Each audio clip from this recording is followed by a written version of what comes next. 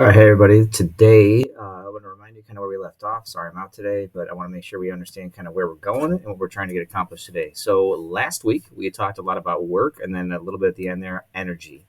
Specifically, we talked about the totality of energy, how it kind of breaks into two basic pieces, which you guys are used to, what you've seen before: kinetic energy and potential energy.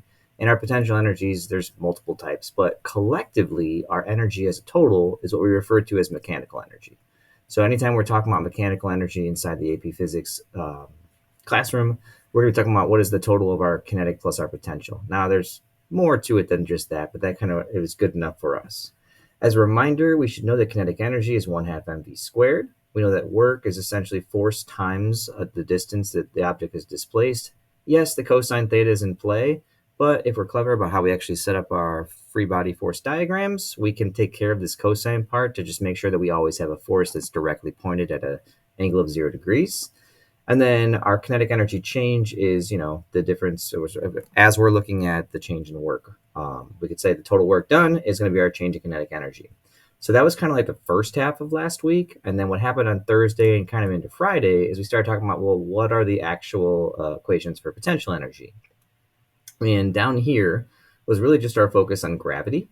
And what we will work at a lot today, and I know this is writing is terrible, is kind of using this UG is equal to mg delta y in this case, which often you'll hear just mgh. We'll talk about that the force of gravity times the displacement, in this case delta y, is given the actual work done by gravity. Now, if we're in an energy system, we can think about that as potential energy.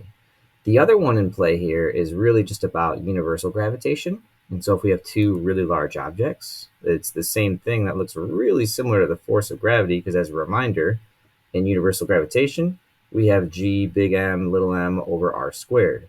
Well, if work is just force times distance, as a quick little reminder here, if we have G m over R squared and our displacement is R, well, that's kind of where this equation is coming from.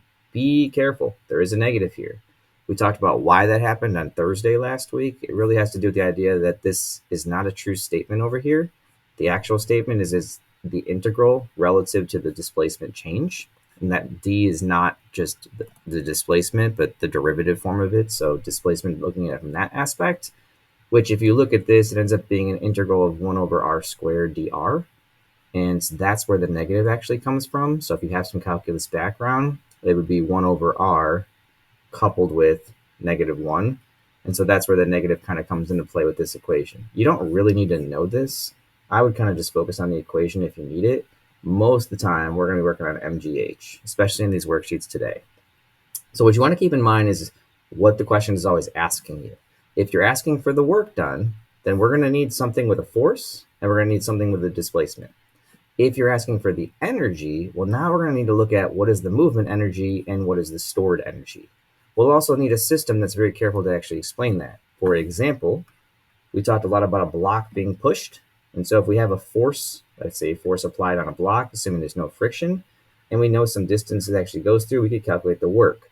Just the block, though, we can't say has potential energy because it's a one object system.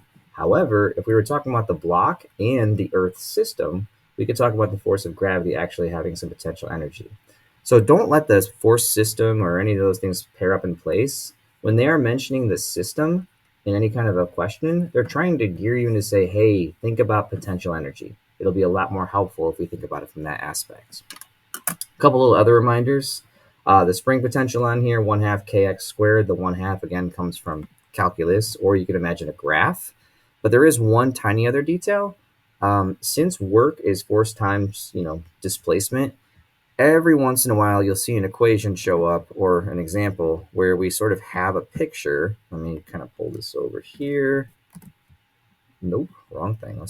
There we go. We have a picture like this that's basically saying, all right, we have the force over the displacement. Now, since it is an integral, the area under the curve actually does tell us the total work done. So if you do ever see a graph where you have kind of the force over a displacement, you could calculate the area under the curve, so go all the way to the axis on here, and that area under the curve would be equal to the work done, or the net work done. That's kind of where the calculus comes into play and what the integral actually means, but it's just one tiny other detail related to the stuff we've been talking about. Again, there's nothing really new just yet. It's more process and practice today. All right. Good luck with the worksheet. Let me know if you got questions.